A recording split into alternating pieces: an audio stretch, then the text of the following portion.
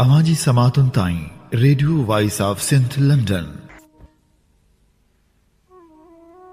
सूबन मथां नओं धाड़ो ऐं सिंध जो एहतिजाज उनवान हेठि वफ़ा गोलो लिखे थो। हिकु पासे इस्लामाबाद तहरीक इंसाफ़ जे एहतिजाज सबबि परेशान रहियो त ॿिए पासे उन इस्लामाबाद ई अहिड़ा फ़ैसिला कया आहिनि जो सूबा परेशान थी रहिया आहिनि। गुज़िरियल 2 महीननि खां वफ़ाक़ जो ग्रीन पाकिस्तान प्रोजेक्ट ते कमु जारी आहे, जंहिं सबबि हूअ नवां कैनाल ठाहिण जो इरादो रखे थो। उहे कैनाल चोलिस्तान जा हुजनि या के ॿिया, पर पाणी सिंधू दरिया मां ई खणंदा। सिंधू दरिया जेको फितरत जो हिकु सुहिणो संगम आहे, जंहिंजे ओज सां सिंध अंदरि ज़िंदगी जो कार वहिंवार जारी रहंदो आहे, पर उन मथां जेके धाड़ा हणण जूं रिथाऊं थी रहियूं आहिनि उनखे सिंध कॾहिं बि क़बूल न कंदी। अहिड़े क़िस्म जूं हरकतूं वक़्तनि ब वक़्तनि सिंध समेत समूरनि सूबनि सां थींदियूं रहंदियूं आहिनि।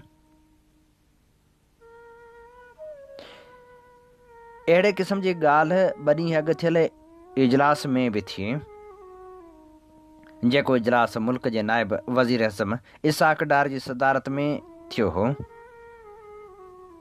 एकनिक जे इजलास में सिंध जे सख़्त एहतिजाज खां पोइ चोलिस्तान कैनाल जी मंसूरी वारो मामिलो गौर हेठि न आंदो वियो। सिंध वाहिद सूबो आहे जेको ॿियनि जी भेट में पंहिंजे वसीलनि जी मालिकी करणु ॼाणे थो।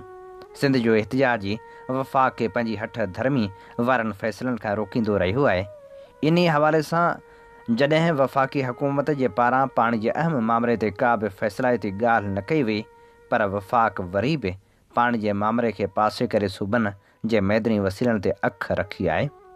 निगरान हुकूमत जे दौर में तेल ऐं गैस आमदनी में 50% हिसेदार सूबनि जो किरदारु महदूद करण लाइ आंदल पेट्रोलियम पॉलिसी 2012 में कयल तरमीम ओचितो ज़मनी एजेंडा तौरु मंज़ूरी लाइ पेश कई वई, पर सिंध पारां एहतिजाज बाद कैनाल जी मंज़ूरी त मुल्तवी थी वई आहे।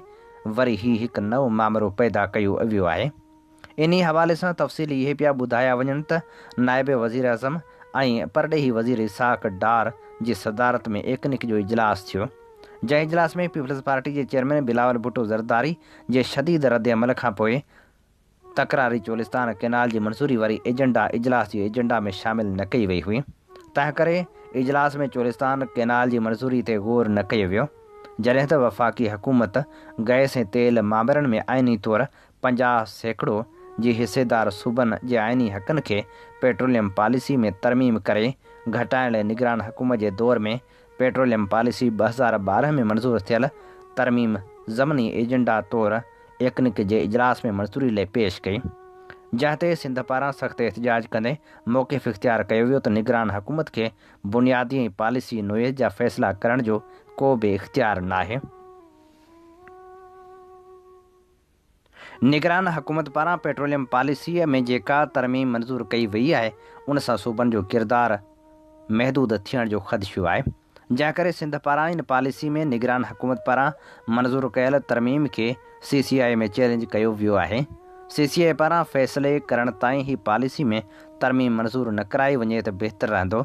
सिंध हुकूमत इहो बि मौक़िफ़ इख़्तियार कयो त अहिड़ी नोइज़ जा मामला ओचितो ज़मनी एजेंडा तौर ते मंज़ूरी लाइ पेश करण बि मुनासिब न आहे, छो त सूबनि खे अहिड़ी रीति तयारी करण जो को वक़्तु नथो मिले। इन नोइज़ जा मामला बाज़ाब्ता तौर ते अॻुवाट एजेंडा जारी करे सूबनि खे आगाह करण खां पोइ एकनिक जे इजलास में अचणु घुरिजनि। एकनिक इजलास जी सदारत कंदड़ नाइब वज़ीर आज़म इसाक डार पेट्रोलियम पॉलिसी में तरमीम जी सिंध पारां मुखालफ़त करण वारे अमल ते नापसंदीदगी वांगुरु ॾिठो। वफ़ाक़ी हुकूमत जे वज़ीरनि पारां पेट्रोलियम पॉलिसियुनि में तरमीम खे सिंध जी मुखालफ़त करण सबबि आरज़ी तौर ते मुल्तवी करण सां गॾु सिंध हुकूमत खे इहो वाज़े पैगाम ॾिनो वियो त निगरान हुकूमत में मंज़ूर कयल पेट्रोलियम पॉलिसी में तरमीम वफ़ाक़ी हुकूमत पारां मंज़ूर कराई वेंदी। एकनिक जे थियल इजलास जी जारी कयल पधिराई में ॼाणायो वियो आहे त नाइब वज़ीर आज़म इसाक डार जी सदारत हेठि थियल एकनिक जे इजलास में एकनिक मजमूई तौर ते 172 अरब 70 करोड़ रुपयनि जी मालियत जे 11 तरक़ियाती मनसूबनि जी मंज़ूरी ॾिनी आहे, जॾहिं त सिहत वज़ारत खां वधीक वज़ाहत वठण लाइ हिकु मनसूबे जी मंज़ूरी मुल्तवी कई वई। एकनिक पारां मंज़ूर थियल 11 तरक़ियाती मनसूबनि में 6 मनसूबनि जो तालुक़ु बलूचिस्तान सूबे सां आहे एकनिक पारां मंज़ूर थियल मनसूबनि में ITI सनत शोबे में 150 उमेदवारनि खे तरबियत ॾेई बाइख़्तियार बणाइण लाइ 15 अरब रुपयनि जो मनसूबो, जॾहिं त 15 अरब 16 करोड़ रुपयनि जी लाॻत सां गवादर कोयटा रेल नेटवर्क, बलूचिस्तान जे मशरक़ी ऐं मग़रबी रस्तनि जी अपग्रेडेशन लाइ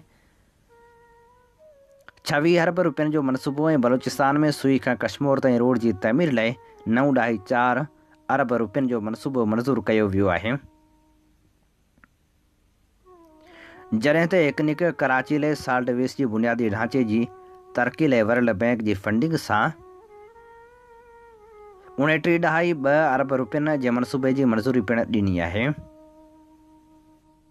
हाणे ज़रूरत इन ॻाल्हि जी आहे त सिंध जे एहतिजाज या चिटे मौक़िफ़ सां ई ॿियनि सूबनि खे बीहणु घुरिजे। जेकॾहिं सूबनि जा मैदनी वसीला वफ़ाक़ पाण खणंदो त पोइ मुल्क जी ख़ुदि मुख़्तियारी असेंबली ते सवाल ज़रूरु उथंदा त जंहिं असेंबली सूबनि जी ख़ुदि मुख़्तियारी लाइ ॻच अरसो अॻु जेका 18वीं तरमीम पास कई हुई उन ते को बि अमल न थी रहियो आहे ऐं पोइ उनखे ख़तमु करे सूबनि जा सभु इख़्तियार वफ़ाक़ खे ॾिना वञनि, जंहिंसां ॿियो न तॾहिं बि इहो त थींदो जो कंहिंखे बि एहतिजाज जो हक़ हासिल न हूंदो। हीअ असीं अव्हां जी ख़िदमत में पेश करे रहिया हुआसीं वफ़ा गोले जो लिखियल ख़ूबसूरत लेख।